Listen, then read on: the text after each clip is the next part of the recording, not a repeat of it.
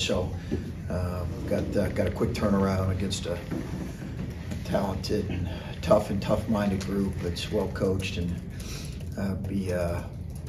obviously playing there with fans for the first time in a few years. So only playing them once this year after obviously playing in the Big Ten championship game and a couple times last year. So quick turnaround, and as far as the health of our guys, we've got some guys that have felt a little bit under the weather the last couple of days, but all in all, no significant change to our injury report as of now. We all know what Kofi can do, and we know what his numbers tell you. He's historically not put up those kinds of numbers against you. I know he's bigger and everything this year, but what do you think you've done well on him in the past that's enabled you to sort of keep him in check? He's obviously he's a tremendous player, and he's a tremendous finisher around the basket, two-point finisher, rim runner, all those things. He creates so much help situations.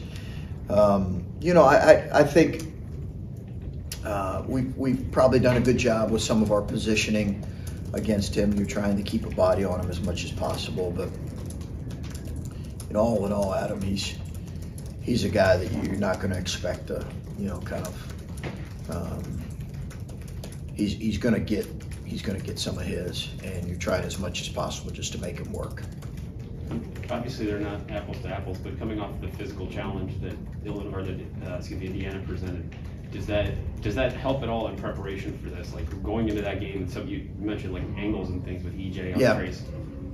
It may. It may. I think the reality is both games were very physical. Iowa might have been our most physical game of the year. Mm-hmm. So I think you're playing really physical opponents. That certainly prepares you well for another really physical opponent. And while Iowa's physicality was a little bit different, it was still a very, very physical game across the board. And then the bigs with Indiana, I think that was a physical game as well. Coach, I know you said just now, of course, but on the radio specifically, you said something about one very important guy for you guys was dealing with an illness. Are you able to say who that was the other night? Yeah, no, I'd rather just keep that between us. But he did a great job battling through it, and I didn't really hit him until kind of right before tip, honestly. And then he told me about it in the midst of the game. So hopefully he'll continue to get his energy back where it needs to. A lot of people will look at this game and think that it's a tremendous challenge. How much do you try to look at it as an opportunity to a challenge? Yeah, I think both, really. Both. Obviously, we're only playing them once. It's unique where, you'd love to be able to have a league where you can't, but you'd love to be able to have a league where you can play everybody twice. I'm a fan of those kind of situations.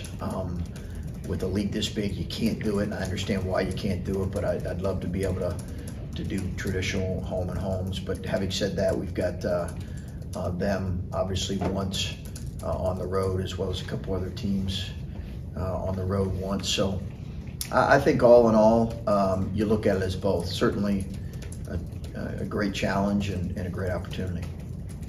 When you look at the way that this league is starting to shape out, I know you asked you a couple weeks ago if you said you didn't want to talk about it yet, but that's something that starts to crop up around this time with 4 or 5 games left. This is a huge opportunity for your team to stay right up there near the top. How important is it in that aspect? And do you start to touch on that maybe a little bit now that you're into this stretch? I think our focus is still on really the day-to-day stuff of improving our on those things we have to improve on. I just big believer that the results will take care of themselves if we're focusing on the right stuff. So at the end of the day, there's not a lot of those conversations. Not like we're hanging up, league standings, and our guys are aware of them, and throughout the year we've made them aware of them. But the reality is you're just trying to focus on kind of the important things that you think really matter with your team right now, kind of the nuts and bolts, and the rest of that stuff hopefully will take care of itself. there's still a lot of games we play from a lot of teams still in our league. Gene was talking today about how his defensive versatility is kind of the product of kind of where he learned the game of basketball, who he was playing against. Is that something that you saw from the get-go when you were recruiting him, and kind of what was your first impression of Gene there? Yeah, just that long, versatile ability to guard a couple different positions. He's really gotten stronger since he's been here, but we just liked his size and versatility. Got injured in high school pretty significantly. And I think that affected him some. That and his shooting were things that we kind of liked. His dad did a great job coaching him, and we love his family. You know, we just felt like he comes from just a tremendous group of people, and that always is really exciting for us in recruiting guys. And you've talked in the past about how you've challenged him in his offensive game, and I'm curious, was the Indiana game kind of a sign of progress? Was that kind of, exciting for you that he's kind of starting to show that a little bit? Anytime you see that with guys, I think he struggled. He struggled in the Iowa game, but I thought he played within himself and was aggressive, took the opportunities that were there, was ready on the catch. I really liked what we saw from him offensively. Gene, he was asked if he felt like he arrived when he was named a starter, and you heard his name pronounced as a starter. He said, no, it's all about the game, how I play in the game, the end of the game, not about starting the game. What does it say about his maturity at his age to say something like that? And have you seen that? Where have you seen that? Yeah, it's one of the things we've always loved about Gene is, again, he comes from a coaching family. His dad, they're very much a basketball family, and they've been around it, so they understand it. He's probably heard his dad have conversations about the lack of importance of starting versus not starting, and it's about how you play in the game and how you finish and the trust you build with the coaches. So he gets all that, but it speaks to his maturity overall, too. I'm sure it helps coming from a basketball family, but it also speaks to his maturity as well. What does that do for you as a coach to have a guy that young and come in as a freshman, sophomore, and they're already that mature? You don't have to coach them up that way. You can focus on the basketball side. Yeah, we try to identify that in recruiting as much as possible, if we can. That's I've talked about that a lot. How the element of maturity is really important to us in recruiting guys, and you ask those questions. So, Gene's a great kid. He's a really, really smart kid. He's an excellent student. And Ed continues to grow as a player, and that's what you want. I think sometimes people forget. I know I forget at times. We've got a couple sophomores and a freshman that are in the starting lineup, and we've got we've got a couple freshmen that really play a lot, and so a couple sophomores who are kind of growing, in front of us. So, that's a good thing for us as a program.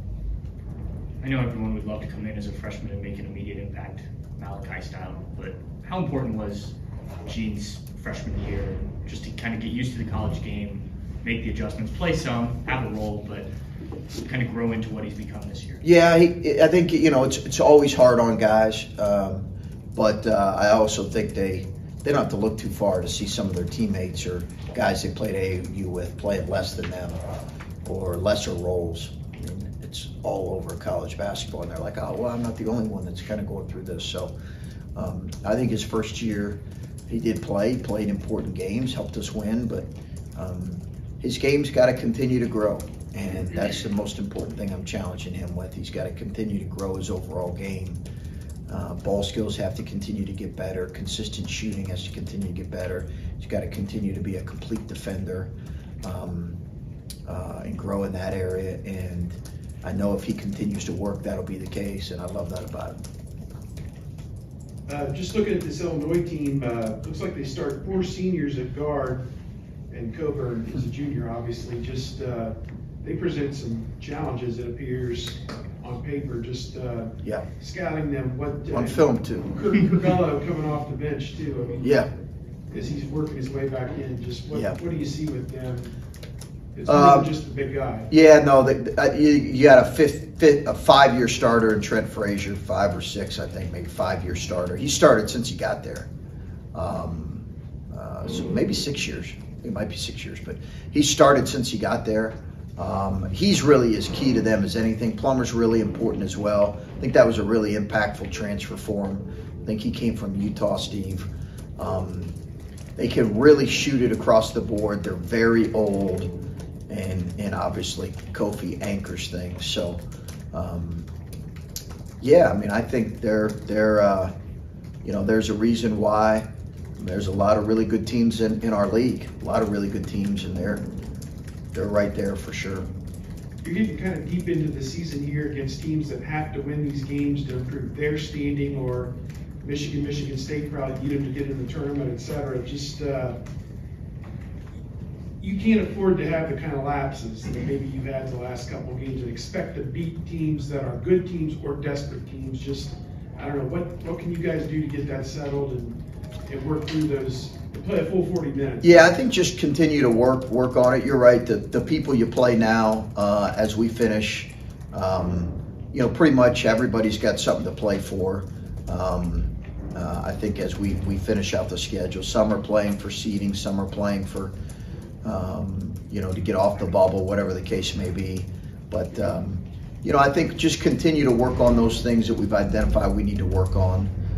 I give our guys a lot of credit because they understand, you know, players they've played college basketball. They understand their ebbs and flows in games. And, you know, it's not like an 11-point lead at a 10-minute mark is safe and secure and you can kind of go ahead and, you know, start the car. They realize it's very much about continuing to play possession by possession. And I think we've identified some areas we've got to continue to work on, and we want to keep the focus on that. More each with Griffin and Adam there. One more on Gene. Once you project, like, what do you project his offensive game down the line to be? Like, what do you want to see, I guess, him become offensively? Just continue to grow his overall game. He's got to become a better passer, more consistent shooter, improve his ball skills, overall rounding in his overall skill set.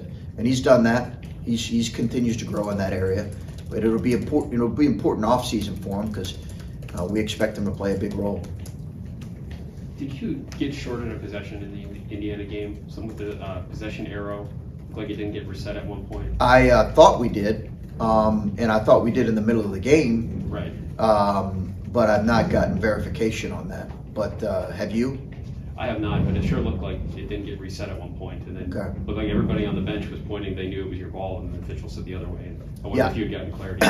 I went to our bench and said I think it's our ball. They forgot to reset the clock, and you know, David Egelhoff's right about 99% of the time. So I just deferred to him on that, and he said no, they had reset it. But this question might prompt me to follow up on that.